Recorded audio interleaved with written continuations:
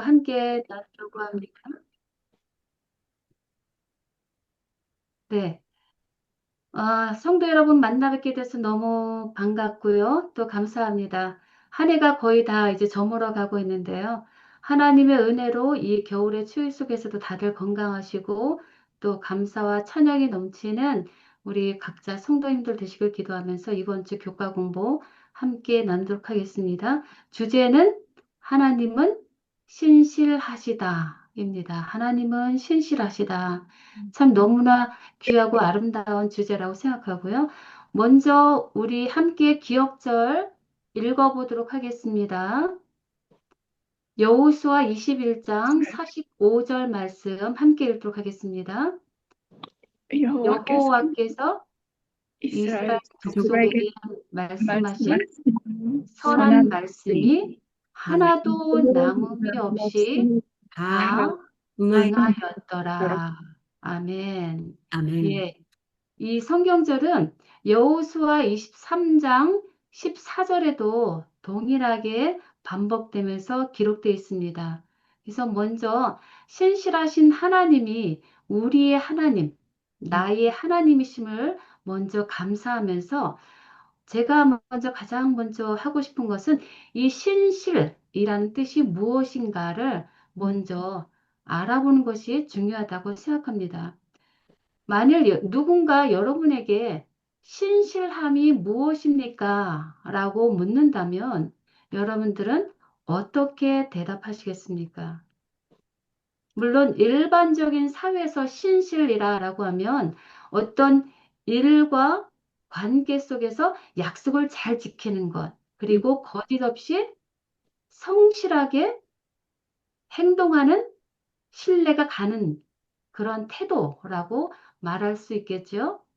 그렇다면 성경에서 말하는 신실이란 무엇일까요? 성경에서 말하는 신실, 그것에 대해서 먼저 신명기 7장 9절에 보면 내 하나님 여호와는 신실하신 하나님이시라 라고 기록하고 있습니다. 내 하나님 여호와는 신실하신 하나님이시다 라고 할 때 그 신실이라는 말이 바로 히브리어로는 아만이라는 단어입니다. 아만. 이거 기억해 주시면 좋겠습니다. 그래서 성경에서 말하는 이 아만이라는 단어, 신실을 가장 잘 보여주는 성경절이 있다면 바로 출애굽기 17장에 있는 말씀입니다. 출애굽기 17장 12절에 보면 여러분들도 잘 아시는 내용이 나오는데요. 이스라엘 백성들과 아말렉과의 전투가 벌어졌습니다. 그때 어떤 일이 벌어졌죠? 모세가 손을 들면 어떻게 돼요? 현재 이기고요. 이게 네, 승리하고 모세가 손을 내리면 패배하는 거죠. 아말렉이 이기고 예, 예. 이런 반복적인 과정이 계속 이루어집니다. 손을 들면 승리하고 내리면 패배하는 이런 반복적인 과정을 계속 보여주면서 하나님은 거기에서 무엇을 보여주시냐면요. 거기에 등장하는 모세와 아론과 훌이라고 하는 사람들에게 하나님의 신실하심, 즉 아만을 보여주셨습니다. 하나님이 어떤 일이 있을지라도 어떤 형편과 상황에 인간이 처해질지라도 하나님은 신실하게 그들을 도와주시고 붙들어 주신 분이다 라고 하는 뜻에서 거기에서 신실하심, 아만이라는 것을 거기서 처음 보여주셨다는 거죠. 그래서 믿음이라는 건 뭐냐면요. 그 하나님의 신실하심을 신뢰하면서 끝까지 붙드는 것. 끝까지 하나님의 신실하심을 믿음으로 붙드는 것. 그것을 그래서 믿음이다라고 말합니다. 그래서 어떻게 돼요? 모세는 하나님의 신실하심을 믿었기 때문에 피곤해도 어떻게 해요? 이제는 더 이상 자신의 손을 내리지 않고 하나님을 향해서 신실한 자로 손을 들고 서 있게 됩니다. 아마도 이것은 하나님을 향해서 모세와 아론과 훌의 계속적인 연합 기도의 모습이 아닐까, 믿음이 담긴 연합 기도의 모습이 아닐까 생각해 봅니다. 이것이 바로 성경이 말해주는 믿음이고요. 행동으로 드러나지 않는 믿음은 성경적 믿음이 아니다라는 것입니다. 그래서 하나님이 무너지지 않게 붙들어 주시는 것, 이것이 바로 성경에서 말하는 신실함입니다. 그래서 인간들이 말하는 내가 끝까지 지키겠다라고 하는 것이 세상적인 신실함이라고 하면 성경에서 뭐예요? 하나님이 인간의 상황이 어떠할지라도 끝까지 신뢰하는 자를 붙들어 주시는 것, 그것을 하나님의 신실함이다라고 말하는 것입니다. 그래서 정리해 보면 하나님이 흔들리지 않도록 붙들어 주시는 것, 하나님께서 맡긴 것을 끝까지 책임져 주시는 것. 그래서 반복되는 경험 속에서 하나님의 신실하심을 보고 믿음이 자라나가는 것, 그것을 바로 하나님이 신실하시다라고 표현하는 것입니다. 그래서 그 신실하신 하나님을 오늘 공부함으로써 우리도 신실한 자, 믿음이 있는 자로 자라나길 소망하면서 오늘 교과 공부 시작하도록 하겠습니다. 그게 가장 중요한 초점이기 때문에 먼저 하나님의 신실하심에 대해서 여러분들과 함께 나눠봤고요. 그리고 오늘 교과 공부에 본문이 되는 여호수아 23장을 함께 보도록 하겠는데요. 여호수아 23장이 펼쳐지는 그 배경을 보면 시대적으로 먼저 가나안 정복 전쟁이 그때는 대체적으로 끝난 시점이었습니다. 그래서 이스라엘은 사방으로부터 안식을 누리고 있는 때였습니다. 그러나 아직 정복되지 않은 땅이 있었고요. 그러므로 주변에 이방 민족들이 아직 남아 있는 때예요. 그래서 어떻게 해요? 지금 바로 영적인 타협과 신앙의 혼합이 이루어질 수 있는 위험의 상황, 즉 죄의 그림자가 드리워지기 시작하는 때가 바로 여호수아 23장이라는 것입니다. 그래서 그 당시 여호수아가 어떻게 해요? 이제는 나이가 들어버린 여호수아가 노년에 이제는 안 되겠다. 마지막으로 사랑하는 지도자들에게, 백성들에게 남기는 마지막 유언적 설교가 바로 23장, 24장이라는 것입니다. 그래서 어떤 말을 해요? 오직 여호와만을 붙들고 언약의 끝까지 순종하라 라고 하는 경고의 간절한 말씀이 담긴 것이 바로 여호수아 23장입니다. 그래서 이번 주 교과의 전체 구성을 먼저 살펴보면서 진행해 보도록 하겠습니다. 먼저 1월 소재 보면 모두 이루어졌다 라는 제목이 보이시죠? 그 내용에 보면 보이는 어절들이 어떤 거였냐면 인간들은 어때요? 공로가 하나도 없다. 미쁨이 없다. 그리고 자랑할 만한 것이 하나도 없다라고 저자가 말을 합니다. 그리고 월요 소지에서는 끊임없이 의지하는 삶이라고 하는 제목 하에 어떤 내용이 들었냐면 인간은 불성실하고 불신하기 때문에 성령님의 도우심에 의지할 수밖에 없는 처지가 바로 우리 인간이다. 라고 얘기하면서 동시에 어떤 것을 대조적으로 보여주시냐면 그와 반대로 하나님은 신실하시다. 인간과 달리 하나님은 신실하시다. 라고 저자는 말을 하고 있습니다. 그래서 신실하신 하나님을 의지할 것을 말하고 있고요. 그 다음에 화요일에는 그런 이스라엘 백성들에게 주시는 하나님의 경고가 명령이 나옵니다. 바로 율법에 순종하라. 우상 숭배로부터 영적 순결을 지켜라. 영적 분별을 하라. 라고 하는 말씀을 주고 있고요. 그 다음에 수요일에는 그런 하나님의 예수님의 명령에 불순종할 때는 뭐가 임한다고요? 그 하나님의 명령에 불순종하는 자에게 무엇이 임한다고요? 하나님의 진노하심. 예, 반드시 여호와의 진노가 있을 것이다. 라고 말을 하면서 예수께 나오라 라고 우리는 추측할 수 있죠. 추론할 수 있죠. 그 다음 목요일에 대해서는 그러면 어떻게 하란 말인가? 여호와의 진노가 우리에게 오지 않도록, 즉 하나님의 축복을 받기 위해서는 어떻게 해야 하는가? 그것을 결론으로 하나님께 붙으라 라고 하는 말로 결론을 짓습니다. 그래서 한마디로 말하면 우리는 모두 다 하나님의 진노 아래 있을 수밖에 없는 존재이다. 그러나 그 진노를 대신 받으신 예수 그리스도께 나와 붙을 때 진노가 아니라 정죄가 아니라 영생의 복으로 나가게 된다. 그러므로 영생의 복을 누리시기를 간절히 바라시는 하나님의 마음을 여기에서 우리는 깨닫는 그런 일주의 시간이 되기를 간절히 소망합니다. 아멘.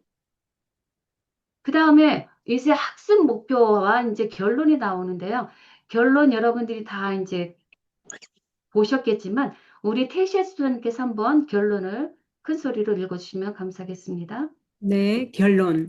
여호수아는 하나님만 경배하며 그분만이 경배에 합당하신 분임을 강조한다. 그분은 모든 약속을 지키시고 언약을 이루시되 은혜를 주셨다. 우리는 아무 공로도 없으며 승리를 주시는 분을 항상 기억하고 대장 되시는 그분을 의지하며 순종해야 한다. 이스라엘이 주신 과제는 군사적인 것이 아니며 본질적으로 영적인 것이기에 영적인 순결을 지켜야 한다. 하나님은 죄에 대해 전쟁을 선포하시며 정의를 옹호하신다. 그분은 언약을 어기는 이에게 진노하시며 우리가 무거운 짐이 아닌 사랑으로 그분과의 관계에 들어가기를 바라신다. 아멘. 네, 감사합니다. 예, 결론이 아주 정확하게 잘 기록이 되어 있고요. 이 길지만 이것을 한마디로 줄인다면 어떻게 할 수 있을까요? 경배받기에 합당하신 신실하신 하나님만을 사랑하며 순종하라. 라고 하는 것으로 우리 한마디로 요약할 수 있겠죠. 이제 일요일 날 소지로 들어가게 되면 이런 하나님을 순종하며 사랑하게 될 때 하나님은 우리에게 어떤 일을 이루어 주시는가? 바로 모두 이루어지시는 주시는 분을 여기서 우리에게 보여주십니다. 그래서 일요 소재의 제목은 모두 이루어졌다 라고 하는 선언입니다. 그래서 여호수아 21장 43절에서 45절의 말씀을 통해서 하나님을 어떤 모습으로 그리고 있는지를 한번 살펴보도록 하겠습니다. 한번 읽어주시면 감사하겠습니다. 여호와께서 이스라엘의 열조에게 맹세하여 주마 하신 온 땅을 이와 같이 이스라엘에게 다 주셨으므로 그들이 그것을 얻어 거기에 거하였으며 여호와께서 그들의 사방에 안식을 주셨으되 그 열조에게 맹하신 대로 하셨으므로 모든 대적이 그들을 당할 자가 하나도 없었으니 이는 여호와께서 그들의 모든 대적을 그들의 손에 붙이셨음이라. 여호와께서 이스라엘 족속에게 말씀하신 선한 일이 하나도 남음이 없이 다 응하였더라. 아멘. 네, 감사합니다.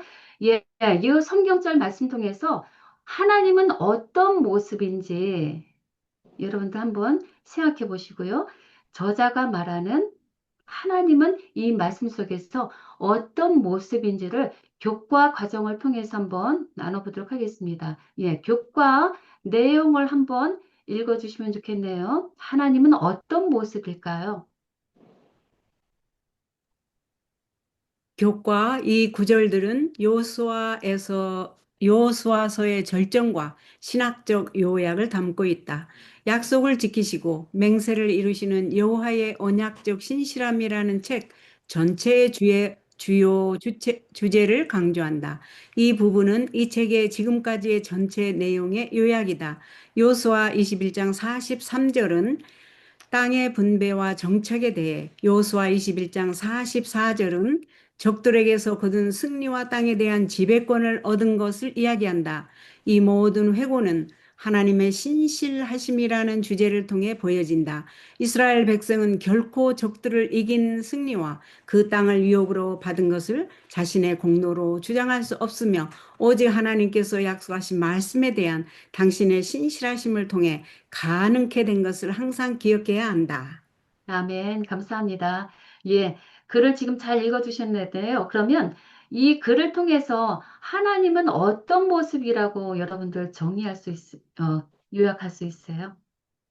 신실하신 분, 약속한 신실하신 거를 지키는 하나님. 신실하신 분. 네, 맞습니다. 신실하신 하나님. 그것이 바로 이 여호수아 21장 43절에서 45절까지 반복적으로 보여주시는 말씀입니다. 그래서 이 모든 것을 하나님의 약속대로 행하신 분이 하나님이시다라는 것을 강조하기 위해서 성경에는 다음과 같이 기록이 되어 있는데요. 히브리어 단어로 살펴보게 되면 확실하게 알 수 있는데 여기 보면 히브리어에서 모든 이라고 하는 뜻을 가리키는 단어가 있는데 그것이 바로 콜이라고 하는 단어예요. 콜.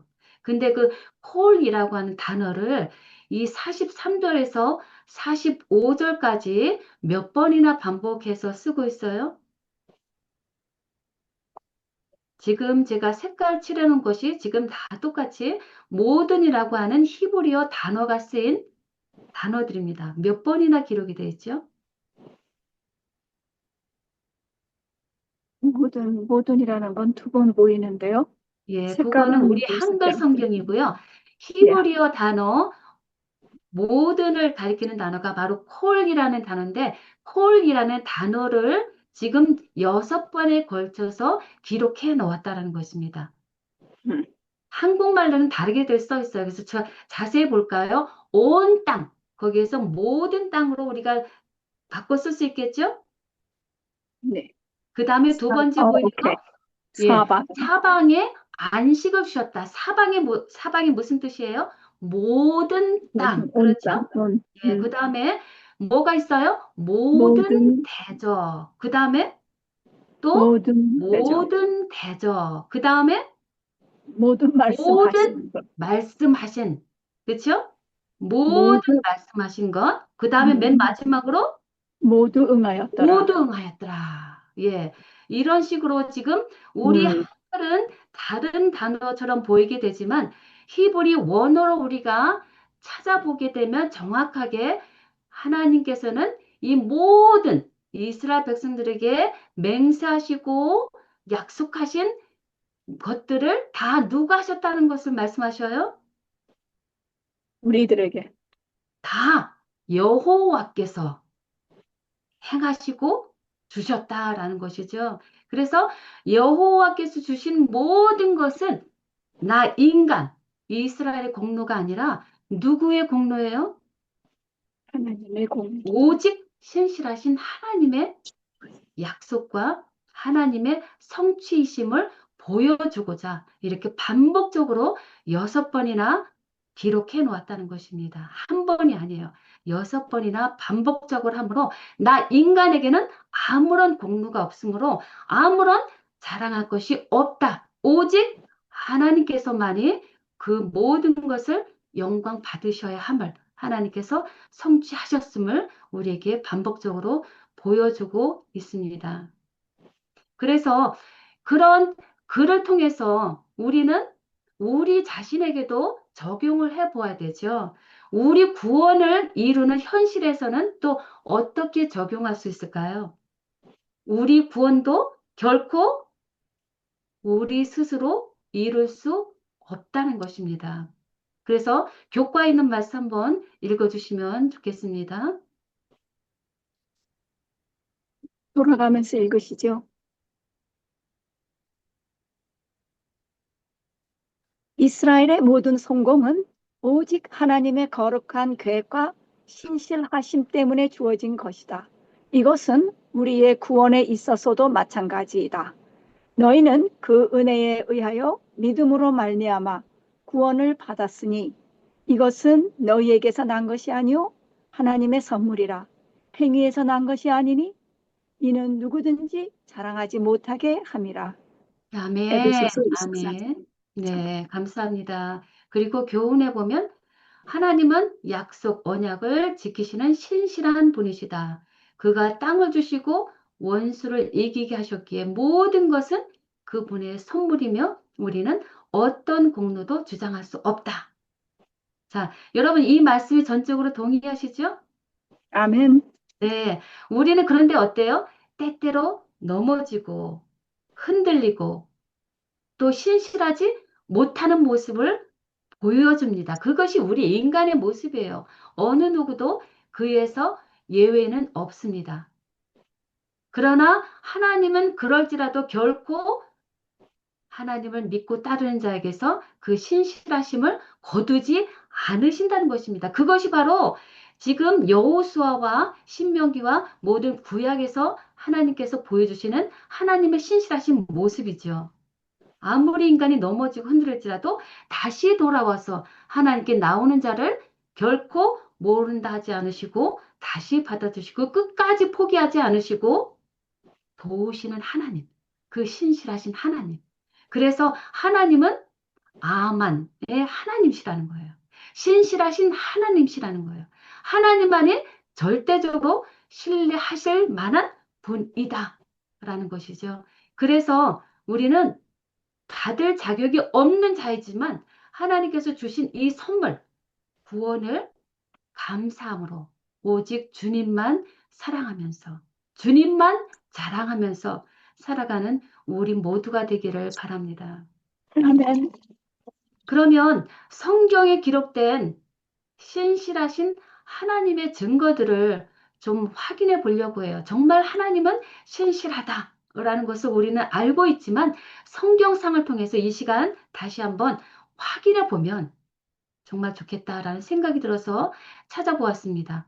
먼저 여러분 지금 여호수아를 통해서 다 배우셨던 것처럼 출애굽을 하게 하셨고요. 가나안 땅을 기업으로 약속대로 이루어 주셨습니다. 그리고 또 어떤 내용들이 있어요? 바벨론으로 포로로 잡혀간 그들에게 어떻게 하셨어요?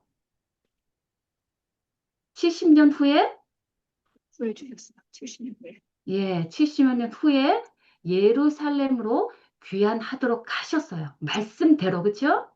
네.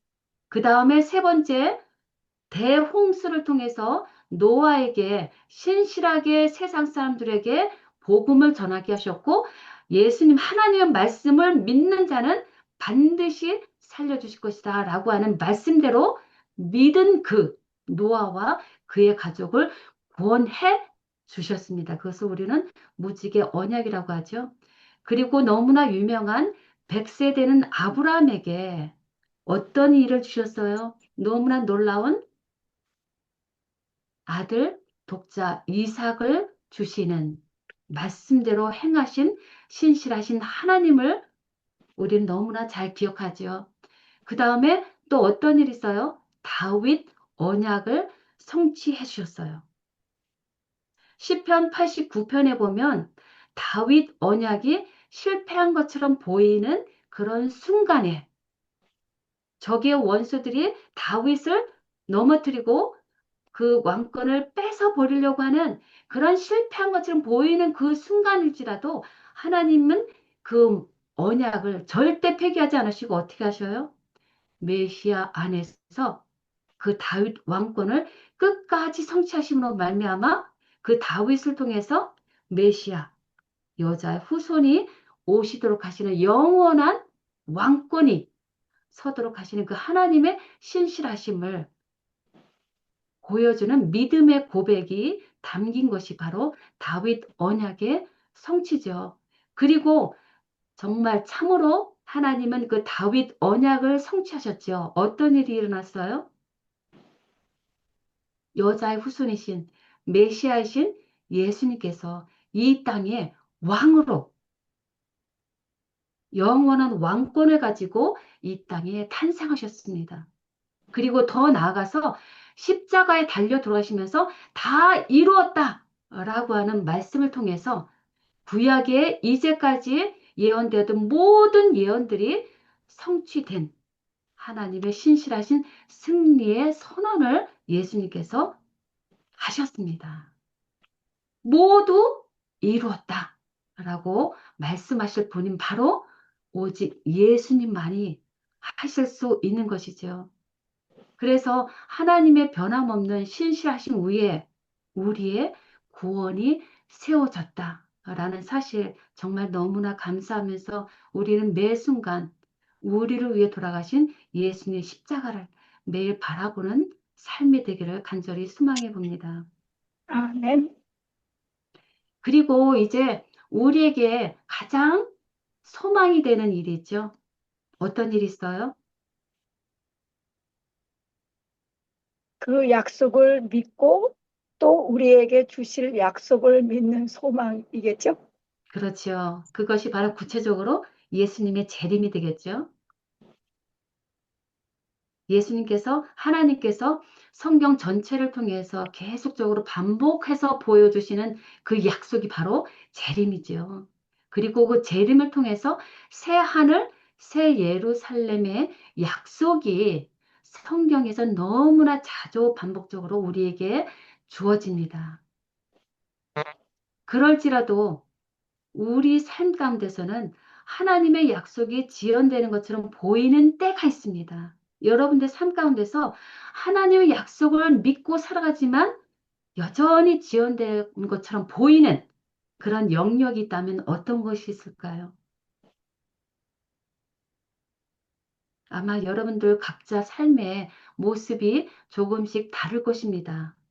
어쩌면 나의 사랑하는 가족이 하나님을 영접하는 것이 그렇게 지연되는 것처럼 보일 때 낙담되고 실망될 수도 있습니다. 그리고 예수님의 재림이 왜 이렇게 늦어질까? 이전부터 예수님은 꼭 오신다고, 곧 오신다고 하셨는데 왜 이렇게 예수님의 재림은 지연되는 것일까? 하는 그런 답답한 마음에 우리가 어떤 때는 좀 실망될 수도 있을 것입니다. 그러나 우리가 기억해야 될 것은 알파와 오메가요. 처음과 나중이요. 시작과 끝이신 주 하나님의 전능하심으로 하나님께서 약속하신 모든 언약의 약속은 성취될 것이다. 라는 것입니다.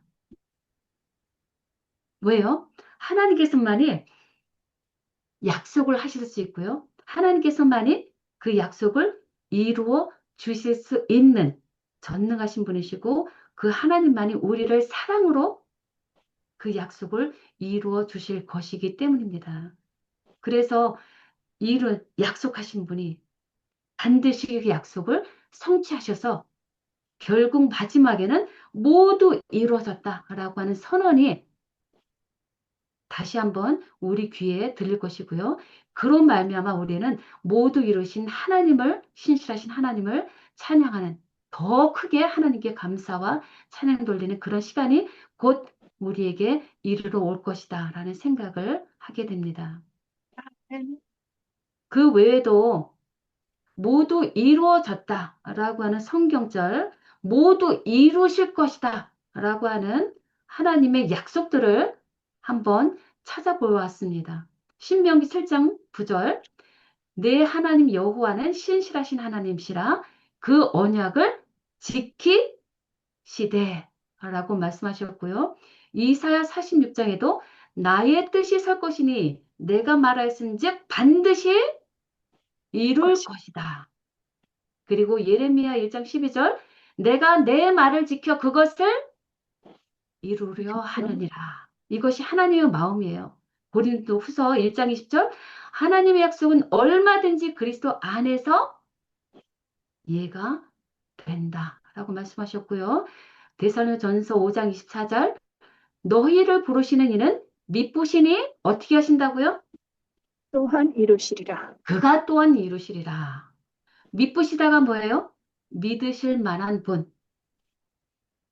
예수님만이 믿으신 믿을 만한 분이시기 때문에 그가 반드시 또한 이루실 것이다. 라고 하는 이런 수많은 성경에 기록된 하나님의 신실하심을 기록하신 이 성경절을 우리가 다시 한번 확인함으로써 우리가 더욱 하나님의 신실하심을 믿고 하나님 안에서 기뻐하며 하나님을 따라가는 우리 모두가 되기를 간절히 소망합니다. 아멘. 아멘. 그래서 사도 바울도 정말 신실한 증언을 우리에게 남겨주었는데요. 바로 디모데 후서 2장 11절에서 13절 말씀입니다. 믿보다 이 말이요. 우리가 주와 함께 죽었으면 또한 함께 살 것이요. 참으면 또한 함께 왕노릇 할 것이요. 우리가 주를 부인하면 주도 우리를 부인할 것이라. 우리는 미쁨이 없을지라도 주는 항상 미쁘시니 자기를 부인할 수 없으시리라.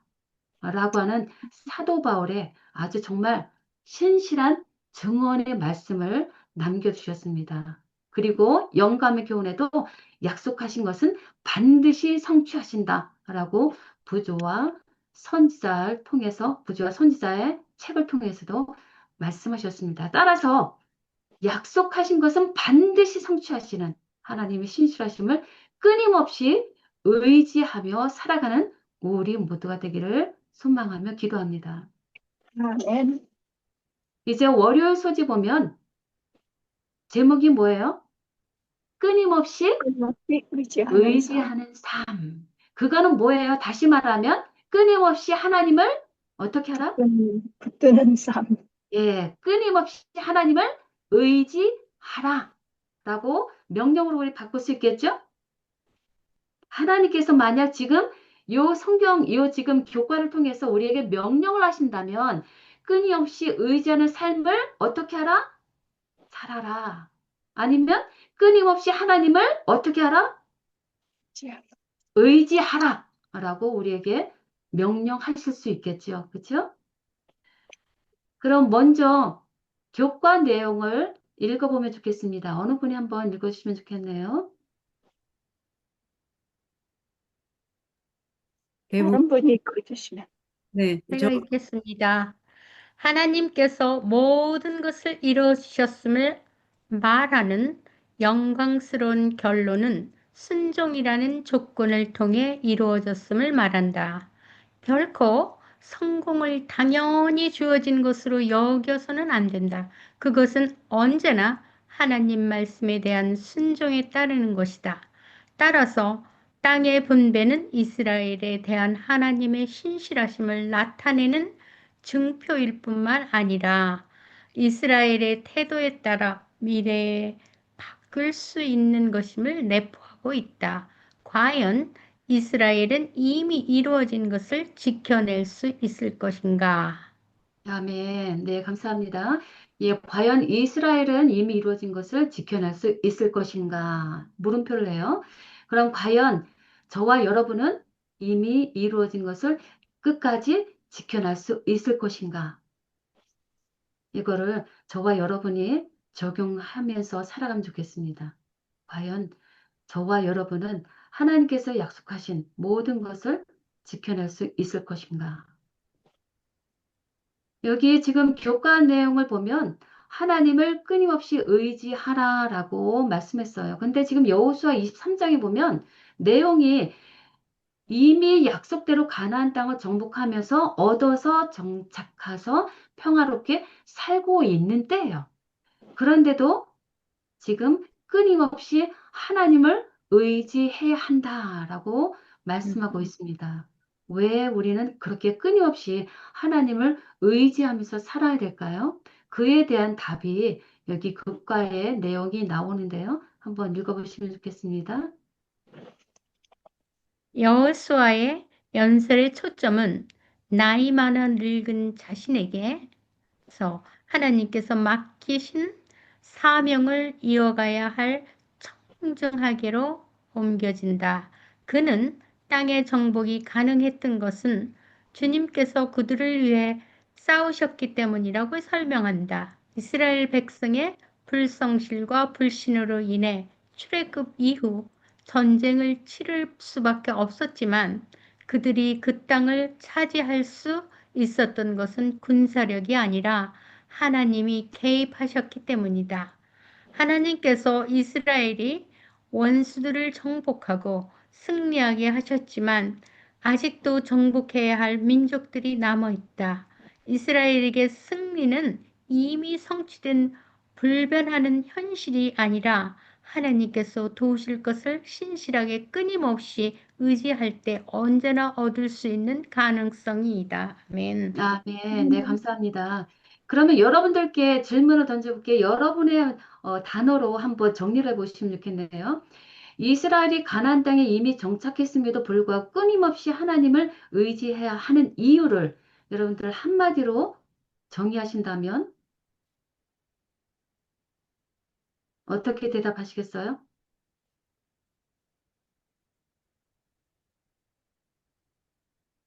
하나님께 신실하게 끊임없이 의지한다면, 의지를 하는 삶이라면, 네. 예, 감사합니다. 예. 지금 가나안 땅이 이미 지금 정착해서 평화롭게 살고 있는데도 끊임없이 하나님만을 의지하는 이유. 숙제가 안 끝났기 때문에. 예, 맞습니다. 아직 숙제가 안 끝났죠. 그들은 지금 일단은 승리를 가져왔어요. 그러나 그 승리가 어떻게 이루어진 거예요? 자기 능력으로 온 결과가 아니라 누가 주신 선물이에요? 하나님께서 하나님께서 계속적으로 개입해서 주신 선물이기 때문에 앞으로 인생도 어떻게 해야 돼요? 의지해야 되는. 앞으로도 계속 하나님만을 음. 의지해서 살아가는 발걸음이어야 한다라는 것이죠. 한 번의 승리로서 하나님이 주신 것으로 끝난 것이 아니라는 것이죠. 하나님의 신실하심을 매 순간 의지하여서 앞으로 남아있는 이스라엘 이후에 외도 있는 수많은 이방 민족들을 정복해 나갈 때 하나님만을 의지하면서 나아갈 때 그때도 하나님께서 승리를 주실 것이기 때문에 끊임없이 하나님을 의지하며 살아가야 된다는 것이죠. 아직 정복해야 될 민족들이 남아있는 한 이스라엘 미래는 여전히 하나님께 달려있다는 거예요. 그래서 여호수아는 뭐라고 그래요? 계속적으로 하나님만을 의지해야 한다라는 것을 강조하는 것이 바로 월요일에서 지금 우리에게 말씀하고자 하는 요지입니다. 그래서 어떻게 해요? 우리 자신이 지금까지의 삶까지는 아직까지 이렇게 크게 넘어진 것 같지 않고 하나님 안에 서 있는 것 같지만 내가 방심하는 순간 어떻게 돼요?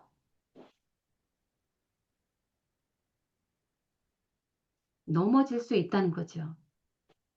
언제든지 우리는 넘어지고 쓰러질 수 있기 때문에 끊임없이 하나님만을 의지하며 살아야 한다라는 것을 이 교과를 통해서 우리에게 적용할 수 있는 것입니다. 그래서 끊임없이 하나님을 의지하며 살아가는 것은 우리 영적인 의지를 승리를 위해서도 꼭 필요하다라는 것을 교과의 저자는 말하고 있습니다. 죄의 유혹에 대한 영적 승리도 예수 그리스도의 희생과 부활을 통해서 이루어졌기 때문에 오늘날 우리도 승리한 삶을 살기 위해서 어떻게 해야 돼요? 예수님을 의지해야 된다. 그렇죠. 예수님을 불러야 된다. 그렇죠. 맞습니다. 계속적으로 예수님, 예수의 영, 성령께 영적인 도움을 끊임없이 의지하며 살아가야 한다라는 것을 이 교과서는 정리해주고 있습니다. 그러면 끊임없이 하나님을 의지하는 삶을 살아야 한다고 했는데 그 하나님을 끊임없이 의지하는 삶이란 구체적으로 어떤 삶일까요? 어떤 것을 말할까요? 끊임없이 하나님을 의지하는 삶이란 구체적으로 어떤 것일까요? 매 순간마다 예수님과 대화하고 묻고 아멘, 맞습니다. 예, 계속적으로 하나님과 기도와 말씀으로 교통하는 삶, 함께 거하는 삶, 그렇죠? 그래서 하나님의 말씀을 순종하는 것이 바로 하나님을 의지하고 사는 삶이다라고 우리가 정의 낼 수 있겠죠. 말씀 속에서 그래서 우리는 하나님의 우리를 향한 명령들을 수도 없이 우리는 발견할 수 있어요.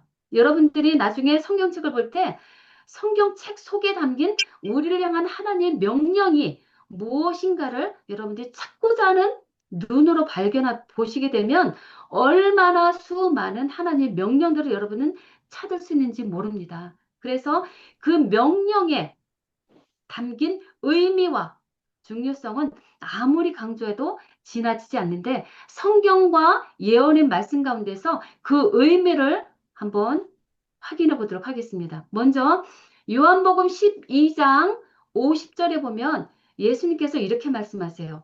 나는 그의 명령이 영생인 줄 아노라. 그러므로 내가 이르는 것은 내 아버지께서 내게 말씀하신 그대로다. 라고 예수님께서 말씀하셨어요. 그래서 여기 보면 하나님의 명령이 곧 뭐라고요? 약속이다. 아니죠.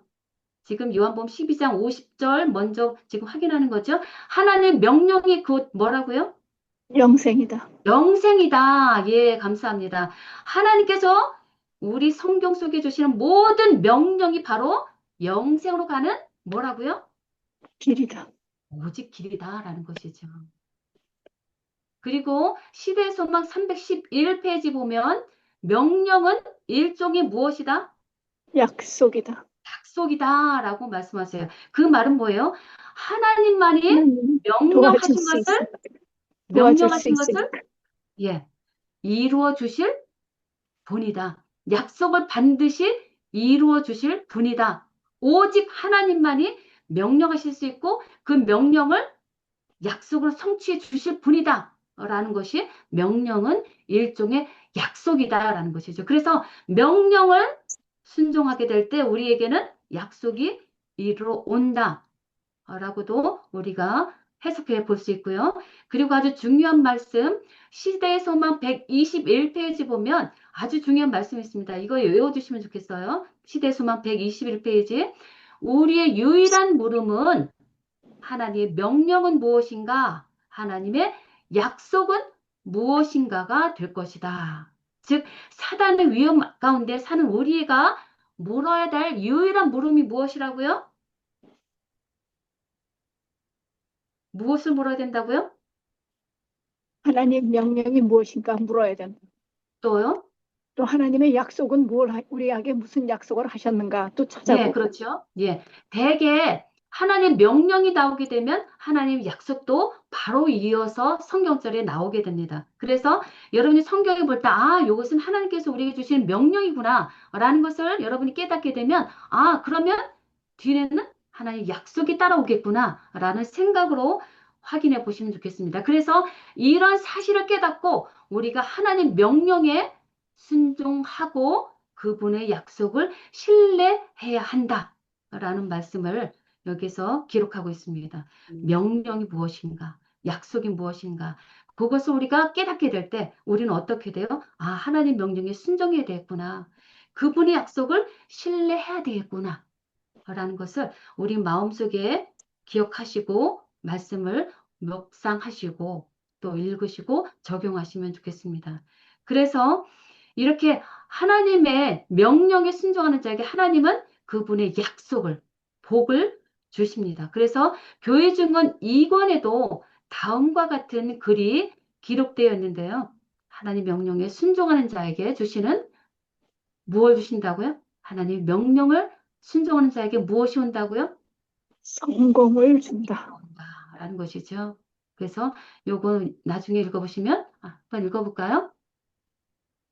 여호수 여호수아. 예, 오케이, 거해. 예, 읽으세요. 여호수아보다 위대하신 분이 이스라엘의 군대를 지휘하고 계신다. 한 분이 우리 중에 계신데 그는 구원의 대장이시다.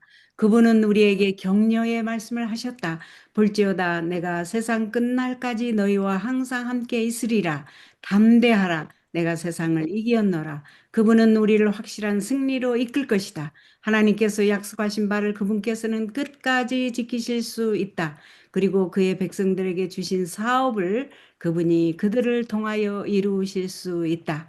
교회 증언 2권 122쪽. 예, 아멘. 감사합니다. 이렇게 하나님께서는 우리에게 무엇을 주길 원하셔요? 성공. 즉, 다른 말로 말하면 영생, 그쵸? 영생을 주기를 원하시는 하나님은 첫 번째 오늘 교과에서 어떤 명령을 주셨어요? 끊임없이 하나님을 의지하라 라고 하는 명령을 주셨어요. 그러면 그 다음에 나오는 다른 명령을 확인해 보도록 할게요. 바로 어떤 거냐면 우상 숭배를 배격하라. 즉 영적 분별을 하라라고 하는 내용인데요. 화요일 소지를 한번 확인해 보도록 하겠습니다. 자, 화요일 소지 보면 명확한 경계라고 있어요. 그렇죠? 요거를 하나님의 명령으로 바꾸게 된다면 어떻게 될까요? 명확한 경계를 지켜라. 명확한 경계를 가져라. 라고 우리가 말을 바꿀 수 있겠죠? 그 말은 뭐냐면 왜 이런 뜻이 나왔냐면 지금 당시 이스라엘 백성들이 주변 국가에 있는 우상 숭배와 지금 혼잡할 가능성이 있었기 때문에 여호수아가 주변 국가들의 관계에 명확한 경계를 가지고 강경한 입장을 가지고 경계를 지어라 라고 하는 지금 입장에서 말을 하는 거기 때문에 그것을 우리는 영적 분별을 하라, 영적 순결을 지켜라 라는 것으로 우리는 바꿔서 명령으로 할 수 있겠습니다. 그래서 그렇게 여호수아가 주변 국가들과의 관계에 강경한 입장을 한 이유가 무엇 때문인가라는 것이죠. 이스라엘의 진짜 위협은 어떤 무기나 적대적인 어떤 그런 무기가 아니라 어떤 거예요? 우호적인 관계에 있을 때 이방 나라들과의 관계가 우호적일 때 더 위험하다는 거죠. 왜 그래요? 섞여버리니까요. 그렇죠. 군사력보다 더 위험한 것은 군사력이 있을 때는 이렇게 적대적인 감정이 돼서 서로 강하게 서로 떨어질 수 있습니다. 그러나 우호적인 관계가 있을 때는 서로 모르게 나도 모르게 그 사상과 가치관이 침투해짐으로 민글됨으로 말미암아서 나도 모르게 하나가 되어버리는 그러니까 영적인 오염이 돼버릴 수 있는 입장이기 때문에 여호수아가 본 싸움의 본질은 진짜는 군사 전쟁이 아니라 영적인 전쟁이라는 거죠. 그리고 지금 마찬가지죠. 우리도 영적인 전쟁이 가장 중요하고 무섭고 우리가 정신 차려야 할 것이다라는 것이죠. 그래서 이스라엘에게 가장 중요한 것은 어떤 무기력, 힘이 아니라 이스라엘 백성의 정체성을 유지하는 것이다라는 것입니다. 그래서 명확한 경계를 가져라는 것이에요. 그렇게 하기 위해서는 어떻게 돼요? 영적인 순수함을 가지고 영적인 분별을 하라라고 하는 것을 말씀하고 있는 것입니다. 그래서 그 이유를 강경하게 그렇게 주변 국가들과 영적인 분별을 하라라고 하는 그 핵심 이유가 뭐냐면 이방신의 이름을 부르는 행위가 바로 뭐예요? 그 이방신이 가진 권위와 능력을 인정함으로 배교하는 길로 나가는 것이기 때문에 그렇게 여호수아는 하나님은 우상 숭배를 배격하라. 라고 명령하신 것이죠. 통혼을 하게 될 때 우상 숭배로 이어질 영적 타협의 위험이 있기 때문에 그래서 결국은 이스라엘이 믿음을 지켜서 영적인 순결을 보호하기 위해서 경계하라 라고 하는 것이 지금 화요일 소지입니다. 그래서 정말 통혼의 문제로 말미암아서 우상 숭배로 이어지고 결국 영적인 타락으로 이어진 성경에서 신뢰를 우리는 잘 알고 있죠. 누가 있죠? 솔로 통혼을 함으로 말미암아서 많은 우상 숭배하는 여자들을 결혼함으로 말미암아서 영적인 솔로몬, 그렇죠. 솔로몬이 있죠. 솔로몬, 그렇죠. 그래서 솔로몬의 사례를 통해서 이방 여인과의 혼인은 결국 어떤 결과를 낳는다는 것을 우리에게 경계를 주세요. 영적 타락. 그렇죠.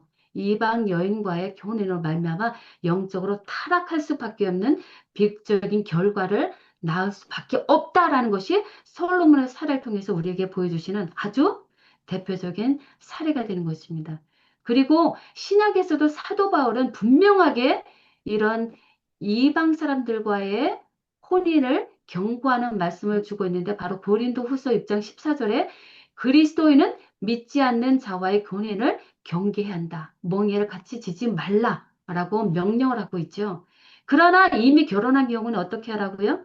이혼할 것이 아니라 모범의 삶으로 그렇죠.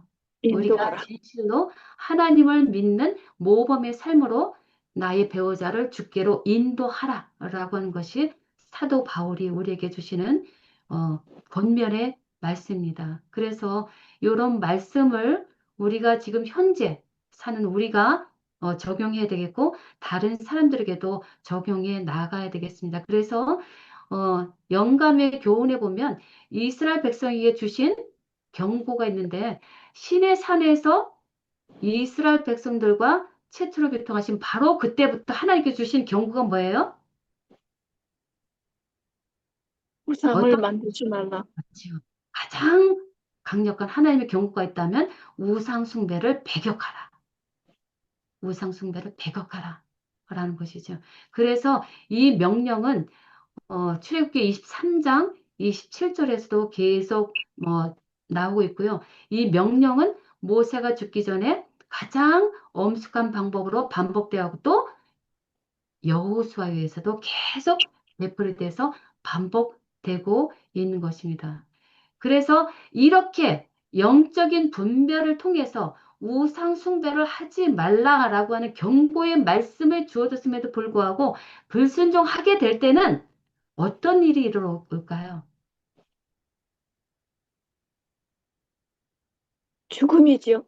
죽음이죠. 그렇죠. 그것을 다른 말로 여호와께서 어떻게 하신다고요? 진노하신다고. 진노하신다는 것이지요.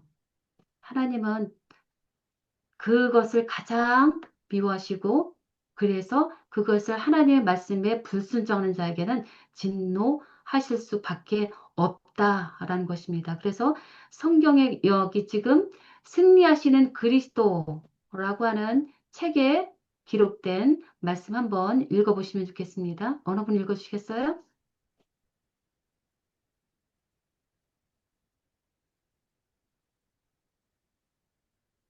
예, 요걸 지금 읽어주시면 좋겠네요.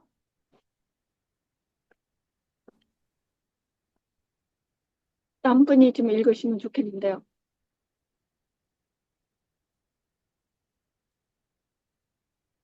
여호수아는 그들이 조건에 부합되게 행했을 때에는 하나님께서 그들에 대한 약속들을 신실하게 이루셨다는 사실을 그들에게 호소했다.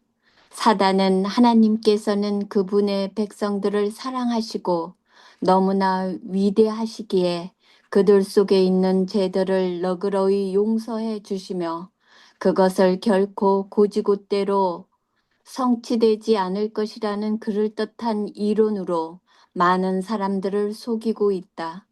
그러나 하나님은 죄의 참된 성격을 드러내심으로써, 즉, 그 확실한 결과가 불행이요, 사망이라는 것을 증명하심으로써 의의 원칙들을 유지해 오셨다. 죄에 대한 무조건적인 용서는 결코 잊지 않았으며, 또 앞으로도 없을 것이다. 이런 용서는 하나님의 정부의 바로 그 기초가 되는 의의 원칙들을 저버리는 것이 될 것이다. 아멘. 네, 감사합니다. 예, 요점이 뭐예요? 하나님은 반드시 불순종하는 자들이 끝까지 불순종하는 자들에게는 진노를 내리신다. 이것도 하나님의 약속이에요. 그것이 바로 뭐예요? 하나님께서 하나님의 말씀하신 언약을 하나님께서 신실히 이루신다. 라고 하는 것이 바로 복음에도 적용되지만 여호와께서 진노를 내리시겠다라고 하는 것도 하나님께서 신실하심으로 반드시 성취하신다라는 것이죠. 근데 여기서 생각해 볼 것은 많은 사람들이 아니 그렇게 모든 죄를 다 너그럽게 용서해 주시면서 우리가 짓는 이런 죄악들을 하나님께서 용서해 주시지 않을까? 그냥 넘어가게 해주시지 않을까? 라고 하는 의심을, 생각을 불어넣을 수 있다라는 것이죠. 그렇죠? 얼마든지 생각할 수 있는 문제예요. 그러나 그것에 대해서 지금 뭐라고 말씀해요? 반드시 하나님께서 미워하시는 죄악은 사망이요, 고통이요, 진노요, 사망을 일으켜 올 수밖에 없다라는 것이 하나님께서 고수하시는 의의 원칙이다라는 것이죠. 하나님은 어떤 형편에서든지 죄를 사랑하는 자에게는 무조건적으로 용서하는 것이 아니라 진노하심으로 그 죄를 없이 하신다라는 것이죠. 그래서 그 신뢰가 뭐가 있어요? 소돔과 고모라가 바로 그 신뢰가 되겠죠. 하나님께서는 천사를 보내서 그들에게 죄에서 돌이킬 수 있는 기회를 주었지만 끝내 돌이키지 않는 그들에게 여호와의 진노가 무엇을 일했어요? 불과 유황으로 하나님의 진노하심을 나타내셨다라는 것입니다. 그래서 이 성경에 기록된 하나님의 진노하심에 대해서 우리가 좀 더 자세히 살펴보게 되면 복을 성취하시는 것도 하나님은 신실하시다라고 할 수 있지만 심판의 경고도 반드시 이루신다라는 것도 하나님의 신실하심의 아주 중요한 단면이라는 것입니다. 그래서 죄의 언약을 지키면 복이 오지만 언약을 어기면 심판을 이루어 주겠다라고 하는 것이 성경에 계속적으로 기록되어 있고요. 그것은 이스라엘 나라도 이방 나라도 하나님 앞에서 예외가 없다라고 말씀하고 있습니다. 근데 로마서 1장 18절에 보면 어떤 말씀이 나와요? 하나님의 진노가 하늘로부터 나타난다라고 말씀하고 있습니다. 로마서는 어떤 말씀이라고 우리 생각하고 있어요? 복음의 진수다. 라고 다들 알고 있어요. 그런데 지금 사도 바울은 1장 18절부터 하나님의 진노가 반드시 나타날 것이다. 라고 하면서 선언으로부터, 진노의 선언으로부터 시작을 해요. 왜 그럴까요?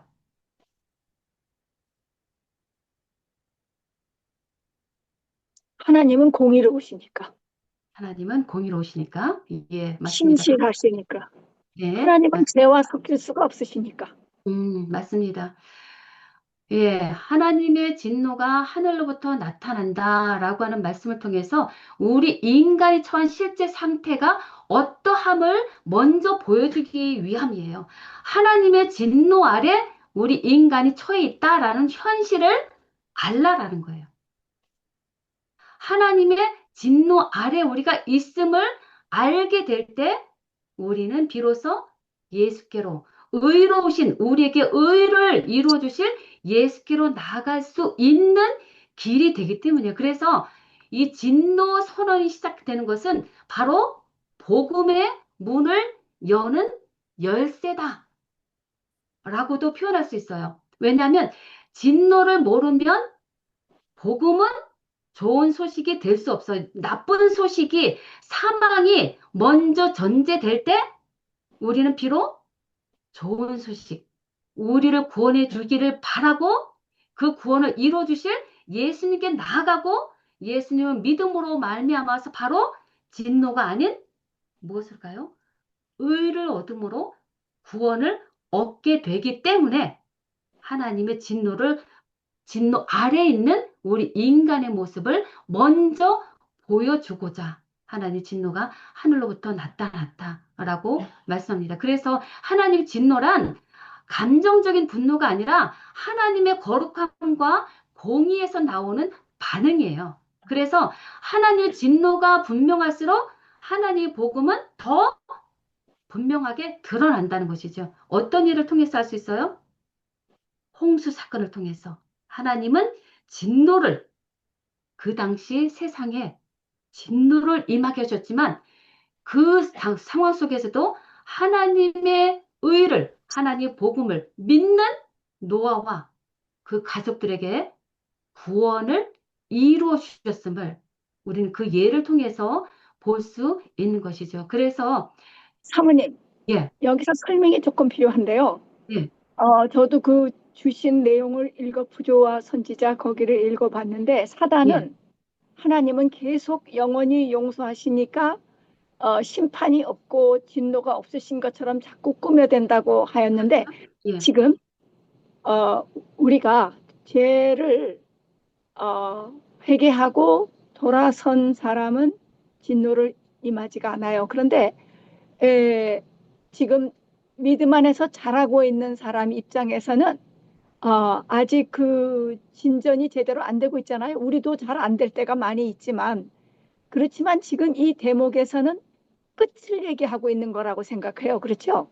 지금 뭐 매 순간마다 실수할 때마다 진노가 임하시는 게 아니고 우리가 매번 쉴 때마다 깨닫고 돌아서고 예수님 불러서 의지하고 다시 또 일어서서 가고 또 일어서서 가는데 우리가 죽을 때까지 끝까지 거절하고 죄에서 엉켜서 살 적에는 하나님을 의지 아니하고 살 적에는 이 지금 진노를 받는다 라는 의미라고 저는 이해를 했거든요.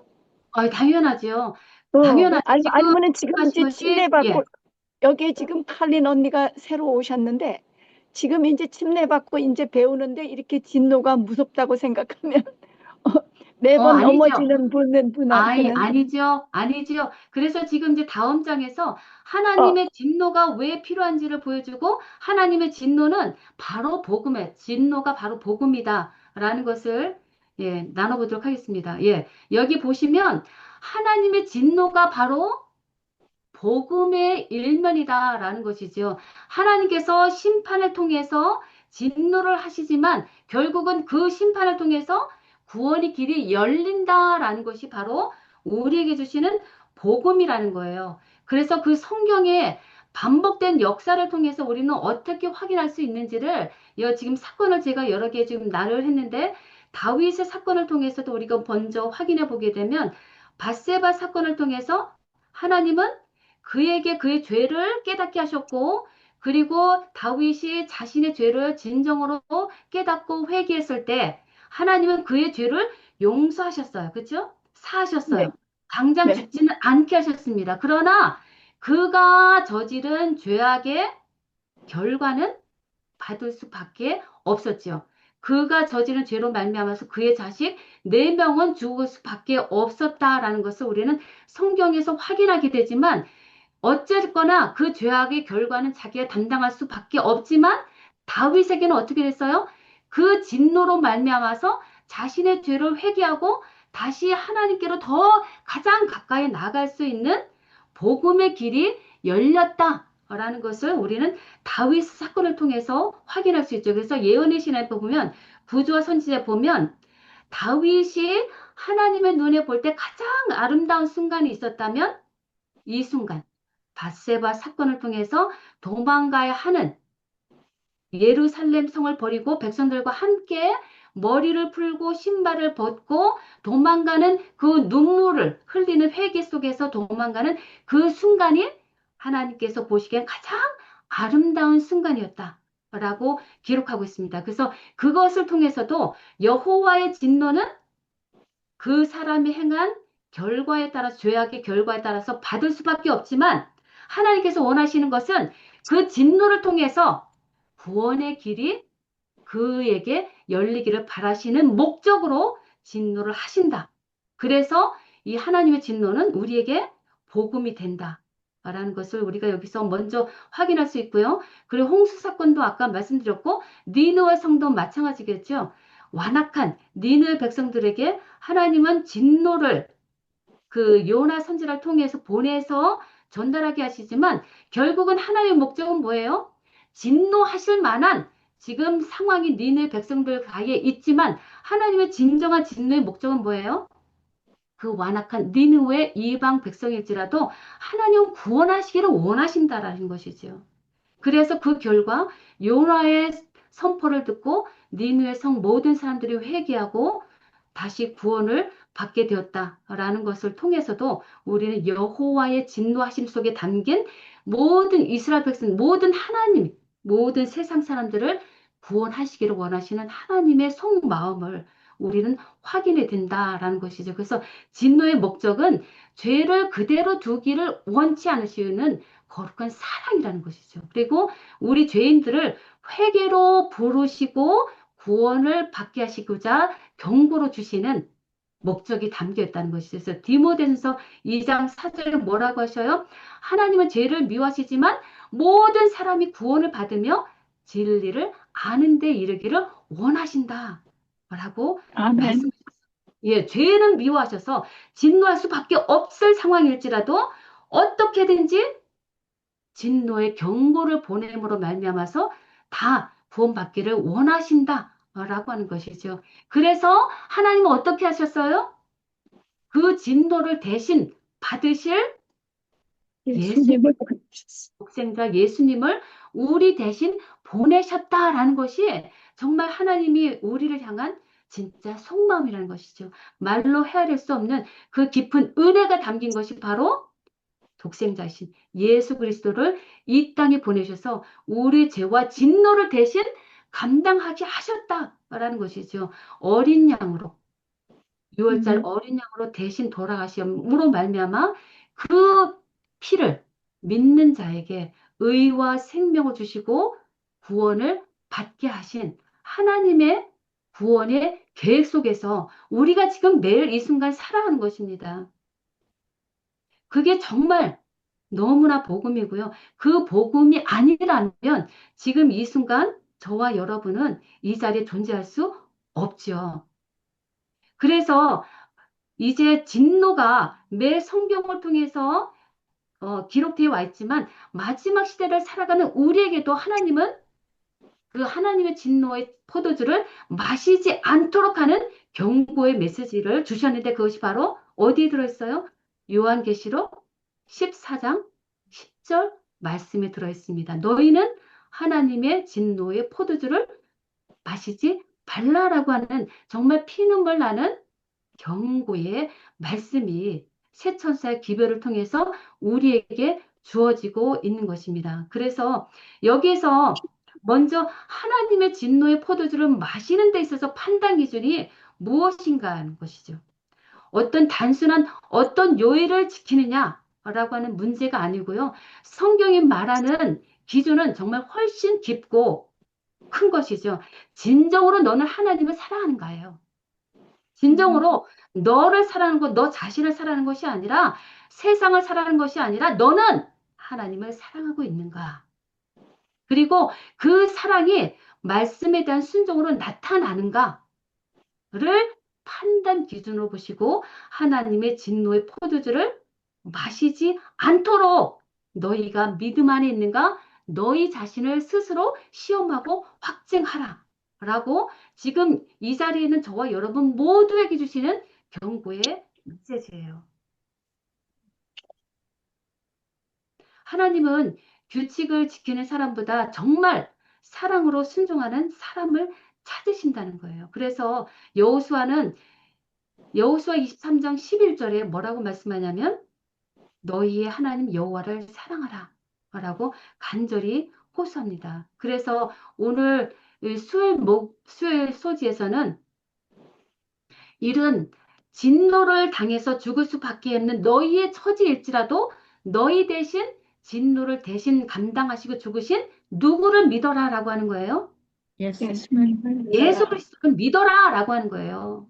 아멘. 오직 예수 그리스도를 믿음으로 나와서 그와 함께 거하는 삶을 살아라라고 하는 것이 지금 저자의 속마음이고요. 여호수아의 속마음이고 이것이 바로 우리를 향한 모든 인류를 향한 하나님의 속마음입니다.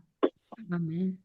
그래서 이런 하나님의 속마음을 아는 것이 정말 너무나 중요한 것이죠. 그래서 여호수아는 그리스도를 믿음으로 이제는 어떻게 해요? 그 그리스도를 믿음으로 말미암아서 이제는 누구에게 나가라? 죄로 말미암아서 분리되었던 누구에게로 나가서 누구를 사랑하라고 하는 거예요? 하나님 여호와를 사랑하라 라고 하는 것으로 이제 마지막 끝에 결론을 내립니다. 오직 길이요 진리요 생명이신 예수 그리스도를 믿음으로 말미암아서 죄로 분리되었던 우리가 하나님 아버지께 나가서 이제 하나님과 함께 거함으로 하나님만을 사랑하는 단계로 나아가라라는 것이죠. 그래서 그 사랑을 감정으로 끝내지 말고 행동으로 나아가라라고 하는 것이 바로 목요일 수지 여호와 너희 하나님께 붙으라 라고 하는 내용입니다. 목요일 소지 제목이 뭐예요? 하나님께 붙으라. 하나님께만 붙으라라는 거예요. 여기 여호수아 23장 8절에 보면 좀 쉬운 성경절 지금 찾아봤는데 현대 성경이에요. 뭐라고 써 있냐면 너희는 오직 우리 하나님 여호와만을 꼭 부여잡고 살아야 하오. 그분께만 꼭 매달려 있어야 하오. 라고 말씀하고 있습니다. 오직 여호와 하나님만을 꼭 붙잡고 살아라. 그분께만 꼭 매달려 있어라. 아멘. 라고 여호수아 23장 8절에 호소하고 있어요. 그래서 하나님께 붙어라 라고 하는 이 성경절을 히브리어 보면 뭐라고 하냐면 다바크라는 단어를 썼더라고요. 다바크. 다바크는 하나님을 뭐 좋아하는 정도가 아니라 다른 모든 의지할 수 있는 것을 다 끊고 누구에게만 붙어버리라라는 거예요. 하나님. 오직 여호와 하나님께만 붙어버리라 라고 하는 것이 바로 다바크라는 단어예요. 다바크. 떠나지 말고 연결된 상태에 머물라라고 하는 초청이에요. 그래서 이 다바크라는 단어는 아담 하와가 서로 알고 사랑한 것처럼 이방 여인 룻이 시어머니 나오미를 따라 붙잡은 것처럼 그런 결속되는 신앙을 의미합니다. 가지가 포도나무에서 떨어지면 생명이 끊기듯이 하나님께 붙어 있지 않으면 그리스도 안에 머물지 않으면 죽는다는 거죠. 그러므로 열매는 달릴 수 없다는 것이죠. 그래서 어떻게 하라고요? 붙잡아라요. 붙잡아라. 그래서 요한복음 15장 5절에 보면 뭐라고 하냐면 너희가 내 안에 거하고 내 말이 너희 안에 거하면 무엇이든지 원하는 대로 구하라. 그리하면 이루리라 라고 말씀하고 있고요. 그리고 요한복음 15장 5절에도 보면 붙어 있어라 라고 하는 성경절을 쓰고 있는데 요한복음 15장 5절 한번 어느 분이 읽으시면 좋겠네요. 붙어 있지 않으면 어떻게 된다라고 하는 것을 요한복음 15장 4절 어느 분이 읽으시면 좋겠네요.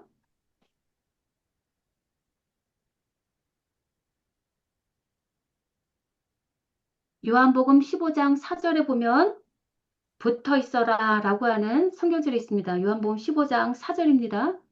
4절. 예. 내 안에 거하라. 나도 너희 안에 거하리라.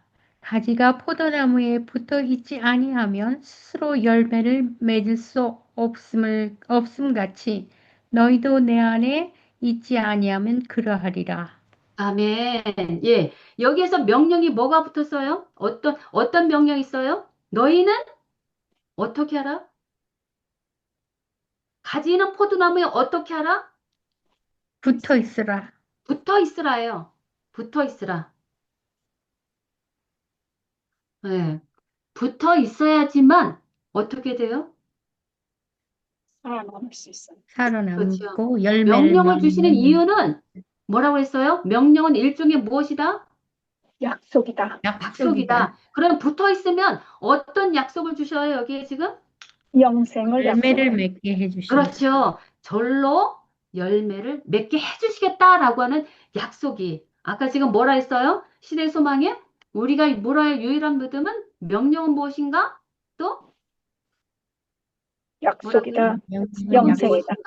라고 그랬어요. 그래서 명령은 붙잡아라. 붙잡게 되면 믿음으로 붙잡게 되면 어떤 약속이 온다고요? 영생의 약속이 있다. 영생의 열매를 얻게 해주겠다. 이것이 하나님의 속마음이에요. 어떻게든지 하나님을 붙잡으로 말미암아서 풍성한 열매를 맺기를 원하시는, 기쁨을 충만하게 해주시기를 원하시는, 영생을 얻게 해주시기를 원하시는 것이 하나님의 속마음이다라는 거예요. 아멘. 그래서 야고보 4장 8절에 보면 뭐라고 그랬어요? 하나님께 가까이 하라라고 명령하세요. 하나님께 가까이 하라. 그 명령에 순종하게 되면 어떤 약속을 주세요? 열매를 맺. 여기 야고보서 4장 8절에 보면 여호와께 가까이 하라 명령하셨어요. 그 왜냐하면 명령대로 순종하면 어떻게 된다고요? 하나님도 열매 가까이 하신다. 예, 아멘. 우리가 가까이 나가서 붙잡게 되면 하나님께서 우리를 결코 놓지 않으시고 우리와 하나된 결속된 하나됨을 이루어주겠다. 열매 맺는 삶을 아멘. 주겠다라고 하시는 것이 하나님의 속마음이에요. 그래서 여호수아가 주는 메시지는 뭐냐면 하나님을 사랑하라요. 23장 11절에 하나님만을 사랑하라. 그러므로 어떻게 살아라? 하나님께 붙어 살아라. 요한복음 아니 여호수아 23장 8절 여호와께 붙어 살아라 라고 하는 것이 아주 너무 강력한 메시지입니다. 그래서 여호수아서의 하나님은 어떤 분이세요? 약속하시고 결국 말씀하신 그대로 이루시는 신실하신 하나님이시다. 이거 꼭 우리가 오늘 기억해야 될 것은 하나님은 약속하신 대로 말씀하신 대로 행하시는 그대로 분, 이루시는 어떤 분이시다? 신실하신 신실하신 하나님이시다. 복도 진노도 반드시 이루실 것이다. 그러나 진노를 통해서 모든 세상 사람들이 구원을 받기 원하시는 것이 하나님이시다. 그래서 하나님은 지금도 약속하신 대로 우리에게 신실하게 이루어 주십니다. 여러분들에게 하나님은 어떤 신실하신 분이세요? 떠오르는 찬미가 있는데 날마다 자비를 베푸시며 오늘도 일용할 양식을 내려주시는 오 신실하신 하나님, 나의 구주라고 하는 그 성경, 아니, 찬미가 여러분들 기억하실 거예요. 그래서 날마다 지금도 자비를 베푸시면서 우리에게 일용할 양식을 내려주시면서 마침내 무엇을 이루어 가셔요? 우리 구원을 이루어 가시는 신실하신 하나님이 바로 우리의 하나님, 나의 하나님이심을 인해서 진심으로 감사하지 않습니까? 아멘. 저는 바로 이 하나님을 이 교과 공부를 통해서 다시 한번 확인하면서 감사할 수 있었습니다. 그래서 꼭 우리 가슴에 새겨야 할 귀중한 말씀 두 가지를 소개하면서 오늘 말씀 마치려고 하는데요. 교회 증언 5권 219페이지 보면 진정한 믿음에 무엇이 뒤따르고 사랑이 뒤따르고 사랑이 뒤따르고 그 사랑에 무엇이 따른다? 순종. 순종이 따른다. 예, 진정한 믿음을 가지게 될 때 우리는 사랑을 하게 되고요. 하나님을 사랑하게 되고 사랑은 그리고 우리의 순종은 저절로 이루어오는 것이죠. 그래서 하나님을 사랑하는 것은 뭐예요? 계명을 지키는 것이니라. 예, 사도 요한이 계속 반복해서 말씀하는 것이 사랑하게 될 때 우리는 그 계명을 순종하게 된다라는 것이죠. 그러면 우리는 어떻게 진정한 믿음이 생길까요? 이런 말씀을 통해서 죽을 수밖에 없는 죄인이지만 나를 구원하신 하나님의 사랑으로 말미암아 영생의 복으로 이루도록 하신 그 신뢰들을 우리가 성경을 통해서 매 순간 묵상하면서 그 묵상 속에 있는 주인공이 바로 나임을 깨닫고 그 말씀 속에서 우리가 매 순간 하나님을 향한 그 신실하심을 우리가 믿게 될 때 우리는 비로소 사랑을 하게 되고요. 그리고 순종하게 됩니다. 그래서 여호수아 22장 5절 말씀에 보면 명령이 나와요. 어떤 명령이에요? 주 하나님을 사랑하라, 주의 명령을 잘 지키고, 지켜라. 오직 주만 붙들고 살아가라. 그리고 네, 온 마음과 정성을 다해 어떻게 섬기라, 살아가요? 주만 섬기라. 주를 섬기라. 라고 하는 것이 여호수아가 하나님께서 우리에게 주시는 명령의 말씀이에요. 그래서 오늘 우리는 믿음으로 주님을 붙잡고요. 사랑으로 주님을 섬기면서 순종으로 주님이 가신 길을 끝까지 걸어가기를 소망합니다. 아멘. 아멘. 여호와만 사랑하며 섬기는 것. 이것이 바로 하나님께서 기뻐하시는 삶이고요. 생명과 복의 길을 선택하는 참된 신앙의 결단입니다. 그래서 이 은혜와 축복을 성령의 도우심으로 충만히 받으시는 저와 여러분이 되시기를 간절히 기도하면서 오늘 교과 공부를 마치도록 하겠습니다.